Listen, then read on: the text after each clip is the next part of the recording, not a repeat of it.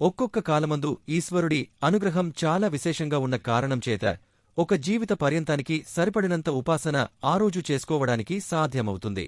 అంతటి పవిత్రమైన వాటిలో ఒక తిథి మహాశివరాత్రి. అందుకే జన్మకో శివరాత్రని పేరొచ్చింది. ఈ మహాశివరాత్రి మాఘమాసంలో వచ్చేటువంటి కృష్ణపక్షంలో అర్ధరాత్రి సమాచానికి చతుర్దశి పరివ్యాప్తమైతే దానిని మహాశివరాత్రని పిలుస్తారు. మనకి ఉత్తరాయణము, దక్షిణానమని రెండూ ఆయనములు.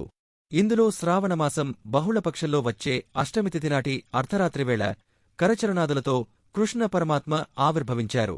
ఆయన అర్ధరాత్రి ఆవిర్భవించడానికి కారణం జగద్గురువై లోకపు అజ్ఞానపు చీకట్లు పోగొట్టి దేశ కాలములతో సంబంధం లేకుండా అందరూ తరించడానికి వీలైనటువంటి ప్రస్థానత్రయంలో ఒకటైన భగవద్గీతను ఈ లోకానికి ఇచ్చారు. మళ్ళీ అక్కడినుంచి 6 నెలలు గడిస్తే మాఘమాసం వస్తుంది. ఈ మాఘమాసంలో వచ్చేటువంటి కృష్ణపక్ష చతుర్దశి అర్ధరాత్రివేళ పరమశివుడు లింగాకారంగా ఆవిర్భవించాడు. అది ఎంత పెద్ద లింగమంటే యజుర్వేదం దాని గురించి చెబుతూ ఇలా వివరించింది. పాతాళంకంటే కిందనుంచి పైన ఉన్నటువంటి అంతరిక్షం అంతకంటే పైవరకు ఒక జ్యోతిర్లింగం ఆవిర్భవించింది. అది ఎలా అంటే కరచరణాదులు లేకుండా అరూప రూపి అంటారు శివలింగాన్ని. అంత పెద్ద శివలింగం జ్యోతిస్వరూపంతో ఆవిర్భవించింది. అంత పెద్ద జ్యోతిస్వరూపమైన జ్యోతిర్లింగం కాబట్టి అది అజ్ఞానపు చీకట్లు పోగొడుతుంది. అంతటి అద్భుతమైన శివలింగం ఆవిర్భవించినటువంటి రోజు ఏది ఉన్నదో దానినే మహాశివరాత్రని పిలుస్తారు.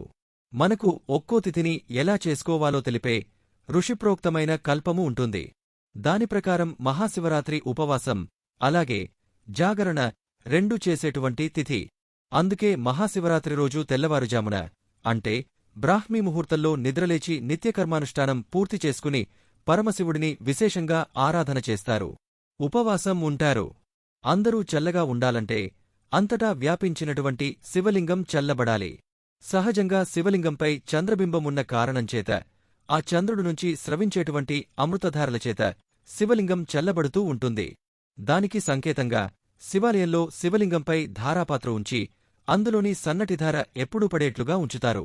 మనం కూడా మహాశివరాత్రి రోజున పార్థివ లింగం చేసి కాని లేదా శివాలయంలో ఉండేటువంటి శివలింగాలకు కాని అభిషేకం చేస్తే శివలింగాలు చల్లబడతాయి. లింగం చల్లబడిందనే మాటకు అర్థం ఏమిటంటే అందరూ చల్లగా ఉండాలని అర్థం. అంతేకాకుండా ఈ శివరాత్రి రోజున శివలింగానికి ఆరాధన చేసి అభిషేకం చేస్తే శివలింగం చల్లబడితే లోకమంతా చల్లబడుతుంది. అందరి కోరికలు తీరుతాయి. అందుకే లోకమంతా చల్లగా ఉండటానికి అందరూ తమవంతుగా చేసేటువంటి ఆరాధన మహాశివరాత్రి.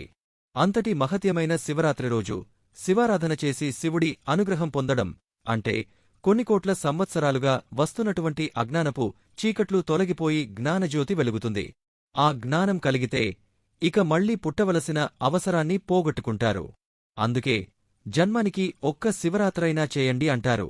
అందుకే మహాశివరాత్రి రోజున ఒక బిల్వదళంతో అర్చన చేయడం, తుమ్మి పూలతో అర్చన చేయడం, పంచామృతాలతో అభిషేకం చేయడం, ఆ కాలమందు దొరికే పుష్పాలతో ఈశ్వరార్చన చేయడం, భాగవతులు అందరూ కూర్చుని చక్కగా భజన చేసుకోవడం, వీటితో పాటు జాగరణ చేయడం ఇవన్నీ మహాశివరాత్రి రోజు ఆచరిస్తే జన్మ జన్మల పాపాలు నశించిపోతాయని నమ్మకం. ఓం నమ శివాయ.